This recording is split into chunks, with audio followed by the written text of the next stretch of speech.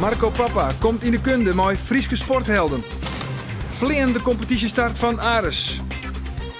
En Flyers vol ambitie het nieuwe ijshockeyseizoen in.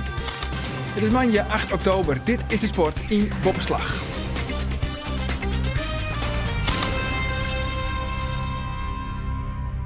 Goeien. In de komende lietsjelloeren zullen we jou weer heel nog bijpraten over de Frieske sport van het Oude Weekend.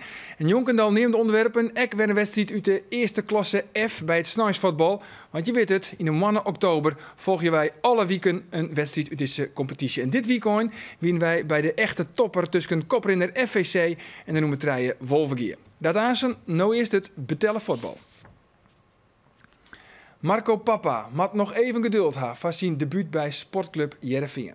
De international van Guatemala ziet oude sneun op de bank bij het League-speeltje in Vitesse. Pappa is nu een liedse 2 weken in Nederland en is nog bot on het wen om zijn nieuwe omjouwing. Sometimes some people from here ask me where I'm from and say Guatemala and they don't have idea. And I try to explain it in Central America, so that's funny. Van Midden-Amerika naar Europa, van het warme Guatemala naar een wierd en koud trainingsveld op een kniepen. Marco Pappa is een nieuwe wereld instapt. Een hele omslag voor de ongevaller.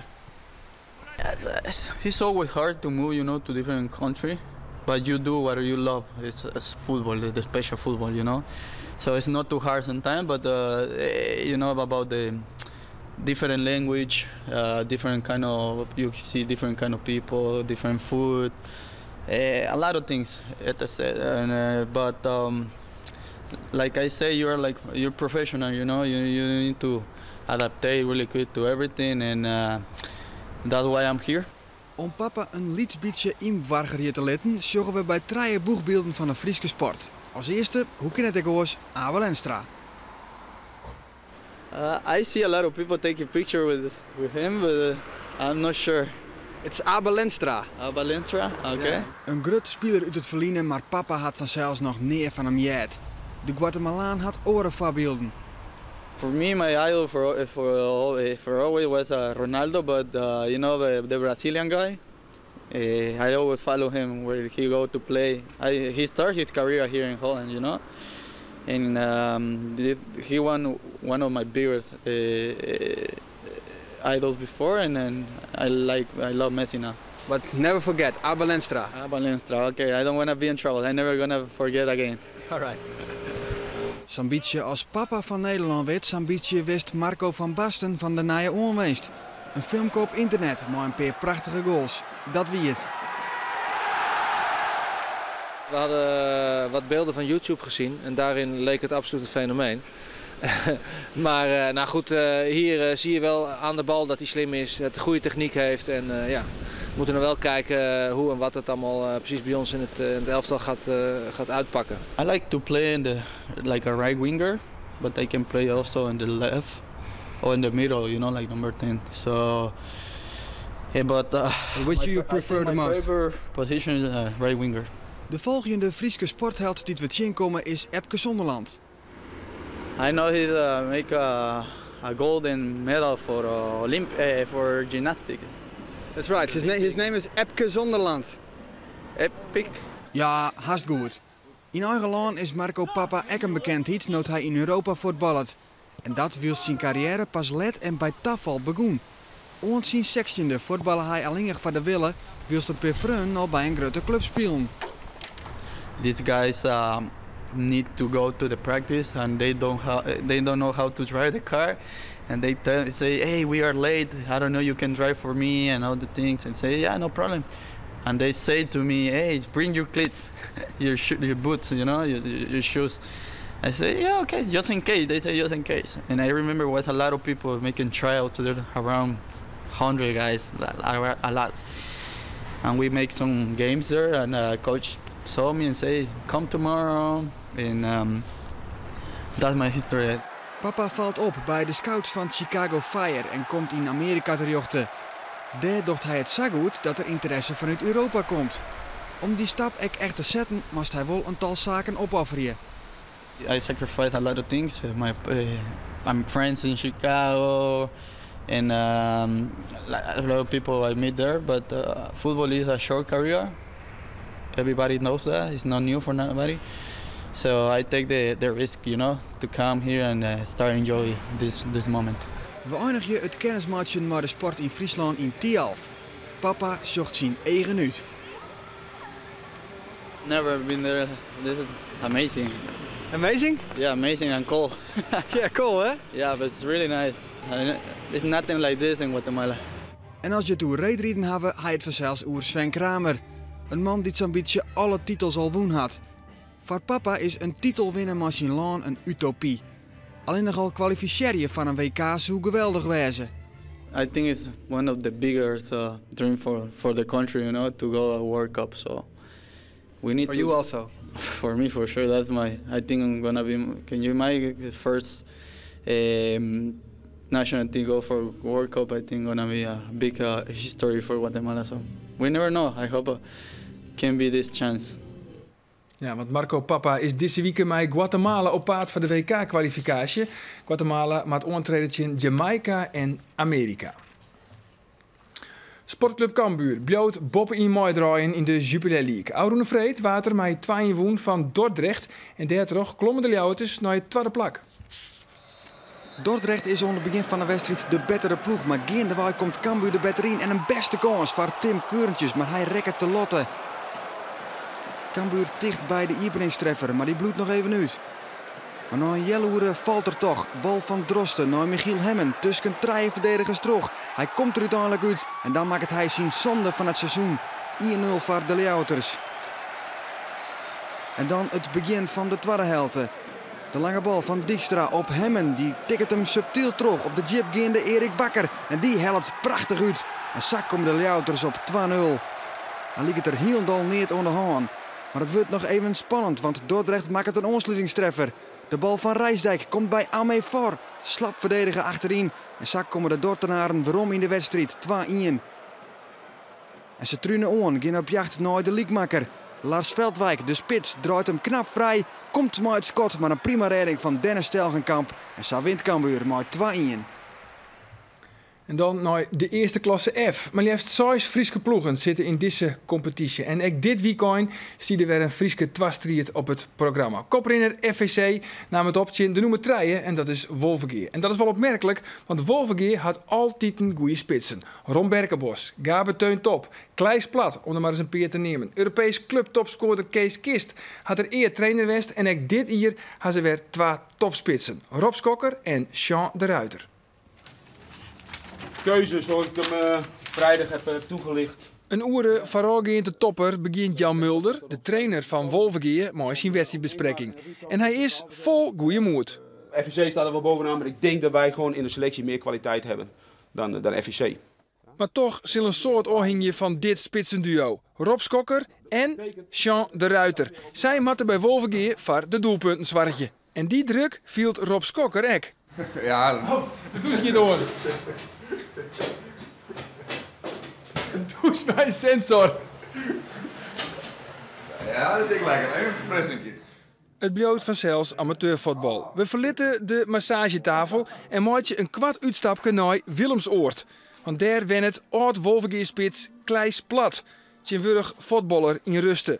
In de beginjaren 2000 maakte Plat de oerstap van een 6e klasser, Willemsoord, naar 1e klasser, Wolvengeer. En daar groeide hij uit naar een wier fenomeen. En dat wielst Kleis Plat, maar kwart bij Wolvengeer voetballen het. 2 jaar. 2 jaar en ja, toen was het op voor mij. En hoeveel goals? Poeh, nou ja, wat zal het in totaal geweest zijn? Ik denk een stuk of 45, ergens in die buurt. Ik ben altijd heel doelgericht. Ik weet, ik denk van dat is het moment om te gaan. Dan kijk ik gewoon waar het doel is en dan ga ik in. Ja. Wist je wat er nou in de spits steden bij Wolvengeer? Ik ga binnenkort, ik geloof dat het december is, dat naar de wedstrijd Wolvenga-Steenwijk. En dat ligt voor mij, ja, dat vind ik een echte derby. Dus daar wou ik eigenlijk in te kijken. Maar ik weet niet precies, ik hoor wel dat er een paar hele goede spitsen rondlopen weer. Dat is pas ergens in december, maar van de middag zit er ook al een topper op het programma, hè? Ja, tegen FVC was het, ja, dat is een topper. Die staan bovenaan, dat hoor ik. Want ik is er net in.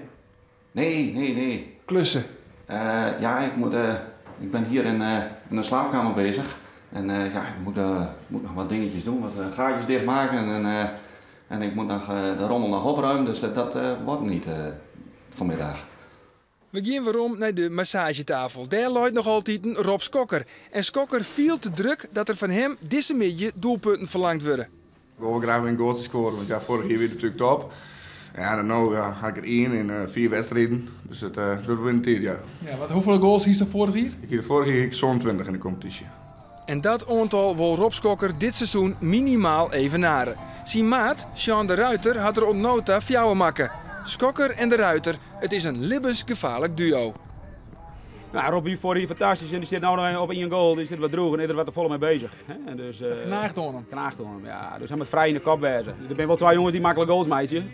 Maar Sean had ook nog een bijkomstigheid, hij is heel snel. Hè? Dus wij spelen ook wel vrij snel de gypteam. Sean, iedereen kijkt ook een beetje naar jou hè, als het gaat om doelpunten. Ja, een beetje naar mij en naar Rob natuurlijk ook. Laten we hopen dat het vandaag lukt. Het koningskoppel. Dat het hopen. Maak het waar. Ja, dankjewel. Intussen, in de kleedkamer bij FVC is er nog een laatste waskoging van coach Bert Hollander van Simonskippen. Ek weer hoe die makkelijk scorende aanvallers bij Wolvergeer. Nog even een paar kleine dingen. Schokker weten we, wil hem hier graag laten zien. De Ruiter wil hem hier graag laten zien. Nou, hetzelfde aandacht geven als normaal. Iets scherper zijn misschien. De wedstrijd zet min uit van Wolvergeer, want al na 6 minuten scoort FVC via verdediger Rick Jansma. En Wolvergeer dan? Nou, Wolvergeer had het dreig. De beide spitsen, Skokker en de Ruiter, bleven opvallend onopvallend. En als er eens een keer een aardige actie is, dan hanteren de verdedigers van FVC het skeermes. Al met al een teleurstellende eerste helft, met amper hichte punten.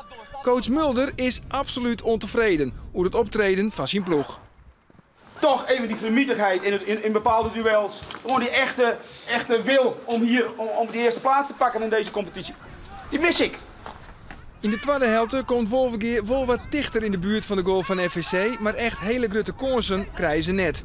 De spitsen van Wolvergeer komen net in het spul voor. Sean de Ruiter wordt na een uren naar de kant hellen. En dit is de enige keer dat Rob Skokker een bal op goal kopt.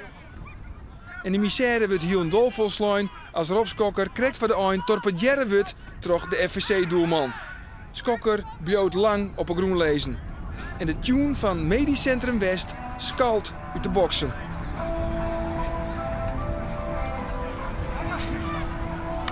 En dan klinkt ook het eindsignaal. FVC wint met 1-0. En na het eindsignaal zakkert Skokker in elkaar van de Piene. Teleurgesteld mannen. We apathisch waren in de duels ook. Ondanks dat we geen kanten weg hebben gegeven, maar we hebben ook niks gecreëerd. Allemaal in het opportunisme. En dan verdien je het ook niet. Dan kun je wel het gevoel hebben dat je wat hebt verdiend. Maar dat heb je niet verdiend in deze wedstrijd. Wolvergeer zit al in de nabespreking als spits Rob Skokker nog van het veld oorstrompelt. Ik viel er vol mee en ik heb het wel een beetje kraken, maar ik weet net, het viel net goed. Wat een ellendig eind van een vervelende midje. Ja, dat is net best. Echt drama. Gauw vergeten. Nou, sterkte jongen. Ja, dank u wel.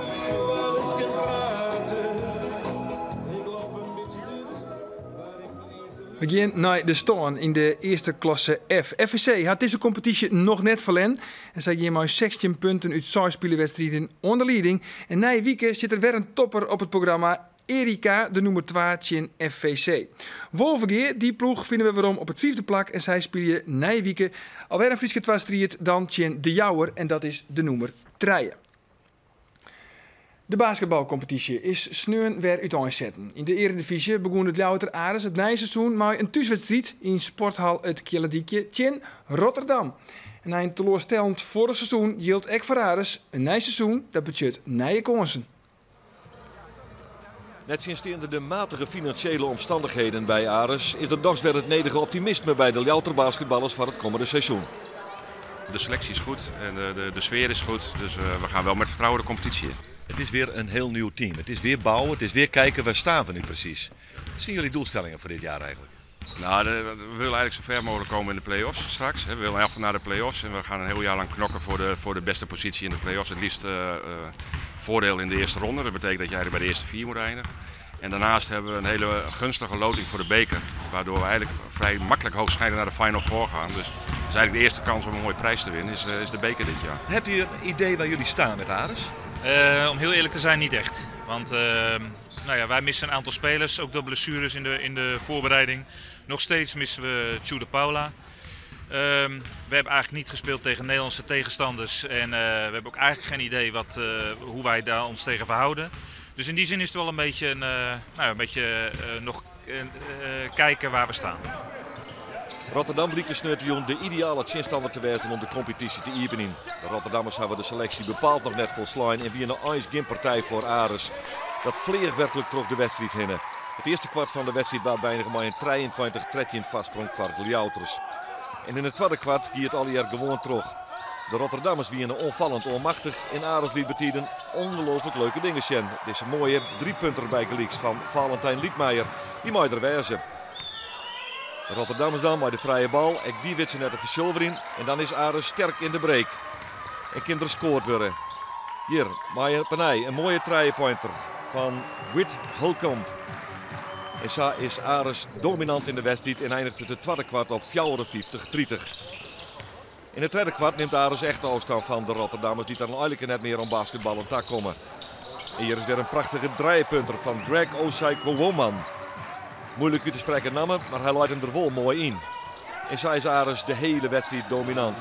En deze viel liever zelfs omkomen. Op een ei, de speler mijn nummer 13, maar die moeilijke namen die hem er heerlijk in dunkt. 81-46 na 3 kwarten. En dan is het duidelijk, Ares gaat op naar een enorme score. Rotterdammers missen geregeld. George Poels kan hier uitverdediging namens Ares. En de komen de Ljouters weer in de richting van de basket van de Rotterdammers. En er is weer een 3-punter in de maak. Want ik deze gaat er prachtig in. David Michaels. Is zak in Ares heerlijk basketballen. Dit wordt het 100ste punt voor Ares in de wedstrijd. En dan is die magische grens overschreden. Gerald Williams is de man die de meidje kent. En de Rotterdammers bezieken het wel, maar matten toch dat zien dat Ares volle beter is in de competitieopening van het nieuwe seizoen. Hier de bal bij Valentijn Liedmeijer en hop, weer een fraaie 3-punter. En zo rint Ares echt uit naar een enorme score. Rotterdam weer in de onval. De rebound is weer voor Ares.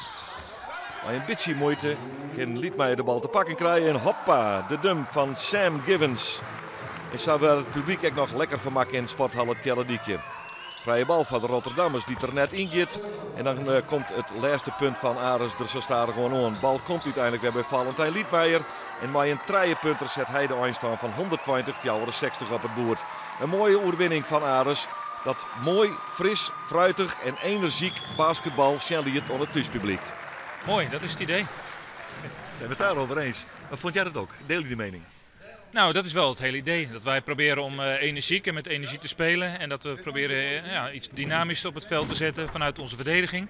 En als dat wordt gezien en dat wordt herkend, dan hebben we het goed gedaan. George Poels, 120-64. Nou, het is afgetekend, hè?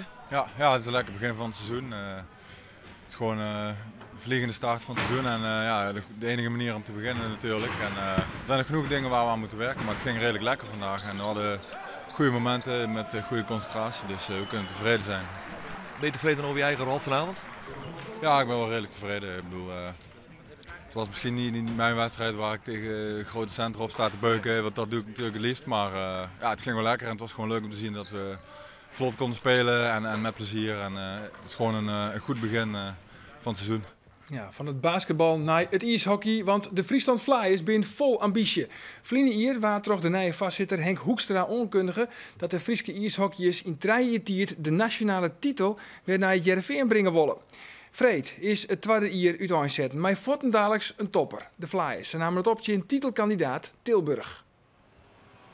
Het roer maakt om bij de Flyers en er is ook een soort verhoren.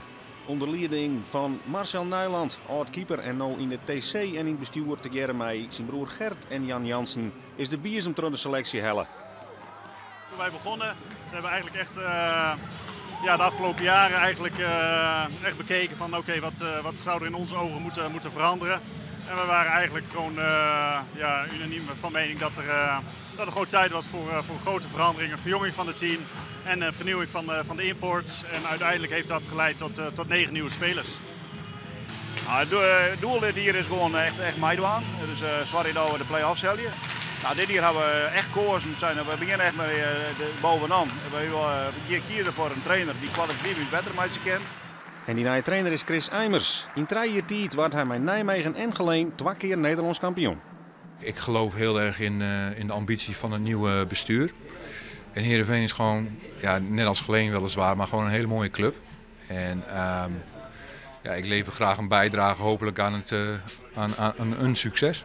Chris heeft de afgelopen jaren natuurlijk echt laten zien dat hij gewoon op dat gebied gewoon heel succesvol kan zijn. En hij past ook gewoon binnen onze visie van wat wij willen met de club Heerenveen en met het eerste. En gelukkig hebben we hem zover kunnen krijgen dat hij voor Heerenveen heeft gekozen. Nou, het sommetje is heel makkelijk. Hij vorig jaar kampioen werd, die daarvoor net en die daarvoor wel. Dus dat zou Alex dit jaar net werden, maar de komende jaar moet hij dan kampioen worden. En dat zou passie en plan hebben we mee bezig binnen. Alleen goed, sport is natuurlijk net, ik geen rekkenerij. Je weet net precies waar je uitkomt, maar ik denk dat als je joggen naar hoe de ontwikkeling geweest is, dat het heel goed gaat. En de Flyers hier in het blauwe tenue beginnen hoopvol in die eerste periode met een grote kans voor een van die Nijmeesken, Kevin Bruisten. Hij mist hier correct de goal, maar is een onweest onvallend jongen. En tackle je, dat kennen ze echt om raak. En de inzet wordt beleend in de eerste periode, want vlak voor het eind de powerplay situatie en een prachtig doelpunt wat op naam komt van Michael Neesen. Het schot is van Judith Smit en de tip in van de aanvierder Neesen. En de voorsprong is dan op dat stuit ter jochte van de Flyers. Toch wel wat verrassend, want Tilburg wordt toch zien als een van de titelkandidaten in deze competitie. De tweede periode gaan de Flyers terug en hier pech voor Tony Ras. Nog maar 18 hier, maar nu al een vaste kracht in de selectie van Chris Eimers. En dan is de tweede periode haast ten einde uit dit bad. De treffer van Jeffrey Melisand naar de fout van Krylov. En dan staat het dus gewoon 1-1. Hoe is het met de veerkracht van de ploeg van Chris Eimers? Ze komen in die tweede periode op efterstaan. Doelpunt Nichols, powerplay. En de Flyers moeten erachteraan. Maar ook de Flyers krijgt een 2 man meer situatie. En dan dit schot van Kevin Bruisten. En dat betekent dat er in elk geval weer eens een Liekerse staan op het boord komt. Prachtig uitvierd van Kevin Bruisten. Vlien hier nog actief bij Eindhoven. Toen scoorde er 48 goals in 44 wedstrijden. En nu de liekmaker dus op 10-11. En in de verlenging wordt er van beide kanten net scoort. En moet de wedstrijd dus beslist worden door penalty shots. Chris Eimers stuurt zijn beste mensen het ijs op. En hier is Kevin Bruisten. En die komt nou net om Meijerdres heen. Ien misser in de penalty-serie. Die serie die nog maar oer 3 panels gaat. En dan is het Don Nichols die het 3 in scoort. En de winst gaat dus naar Tilburg. Ik denk dat de uitslag in principe een terechte uitslag is. Ik denk als die andersom is dat die net zo terecht is. Dus ik denk dat hier vanavond twee teams waren die beide wilden hockeyen. Beide strijd wilden leveren. En om heel eerlijk te zijn kan ik me niet voorstellen dat mensen teleurgesteld naar huis gaan. Ondanks dat we hier natuurlijk allemaal hetzelfde doel nastreven. En dat is dat we winnen met de Flyers. Maar wij hebben gewoon een goede wedstrijd gespeeld. Dit team heeft gewoon heel veel potentie. En dat hebben we vanavond laten zien. En dit is nog maar de eerste stap. En we kunnen alleen nog maar groeien. Nou, het eerste punt is er. We zijn op de goede weg. Ja, en het was een tiege succesvol weekend voor de feesters. Want Sneun was regerend landskampioen Geleen in eigen hoes. Met 6-2 oordroegen. Kevin Bruisten was matchwinner met maar liefst 3 goals. En na het eerste competitieweekend staan de Flyers nou verrassend boppen aan. Met 4 punten uit 2 spelen wedstrijden. Vreed, dan komt Amsterdam op bezieten in Tialf. En Safir, dit is de Boppenslag. Tonsje, dan ben we er weer. Dan met het Boppenslagcafé. En dan gaat het over de minder bekende kampioenen. Met onder oren skielerfenomeen Manon Kamminga en ik topjudoka Miranda Wolfslag. Daarna keer nog naar het Frieske Nijs in Joert. Van nou nog een hele gezellige joen. Dag.